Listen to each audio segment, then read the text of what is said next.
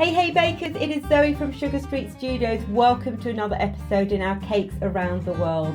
We are in France and today I'm going to be showing you how to make the French pastry, which is the Galette des Rois, which is a traditional festive cake made to celebrate the Feast of Epiphany, and a traditional cake that's supposedly created to honour the three kings, les Rois, who travelled thousands of miles to visit the baby Jesus. It's a really popular cake in France at this time of year, and it's fairly simple to make. It's an all butter puff pastry tart. You can use a shop bought pastry, which I have here, and it's filled with a delicious frangipane. There is a different way to make it. This is the mainstay of northern France and the one that I'm going to show you today.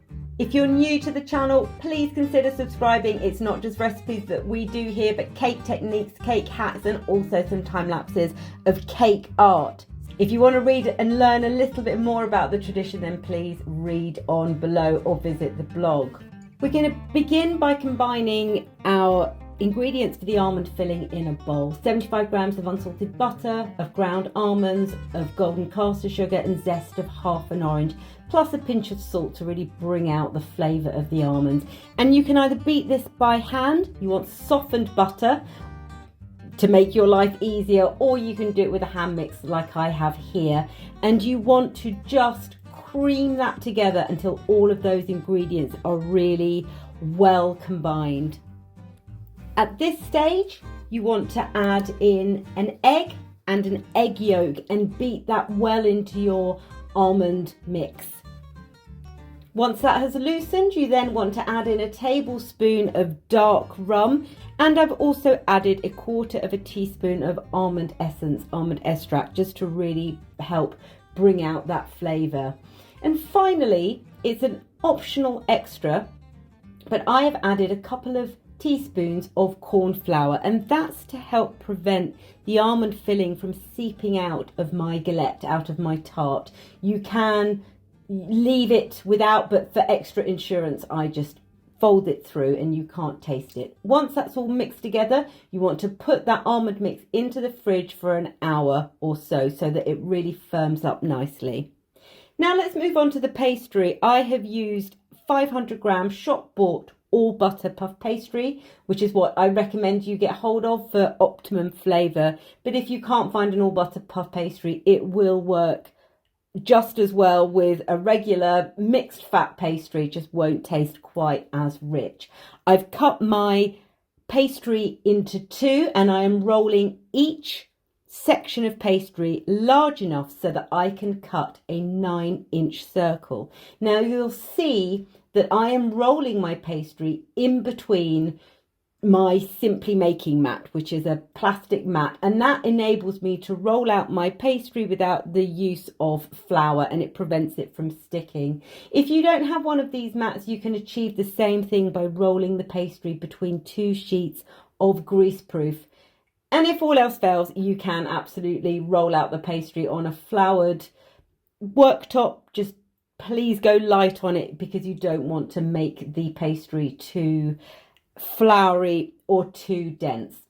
Once you've rolled out both pieces so they're large enough, you want to take a 9-inch template. I used the bottom of a springform cake pan and just cut around it so that you have two pastry circles. I then flipped one of my discs onto greaseproof paper and am now putting the chilled almond filling into the middle. It's really important that you leave a good rim, a perimeter around the edge, which you're going to brush with egg wash or water, because the filling will spread as it bakes and you don't want it leaking. Now you'll see that I have a little almond in the middle of my galette there.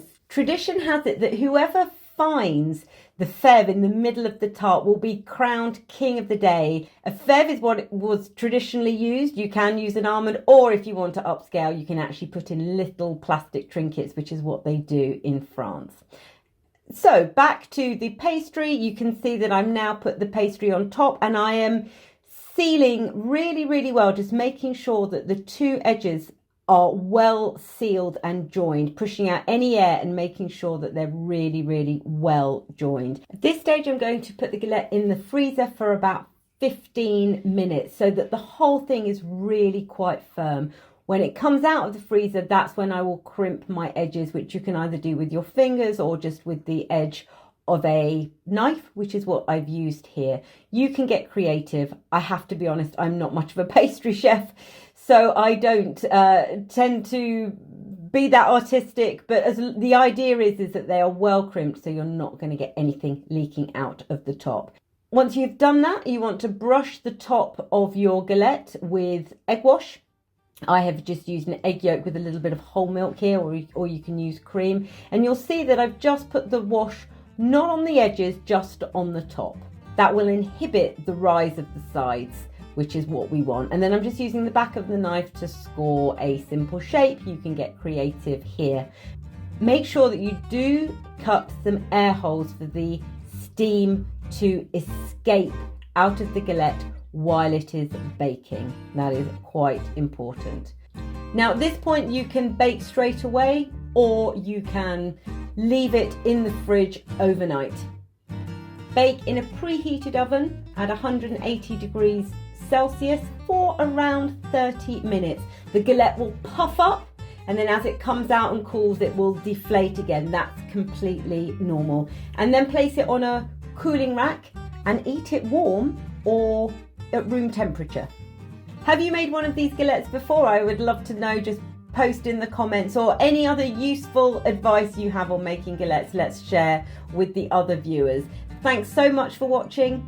Have a fantastic Christmas and holiday season if you're watching during then. And as ever, any questions, just write below. Bye.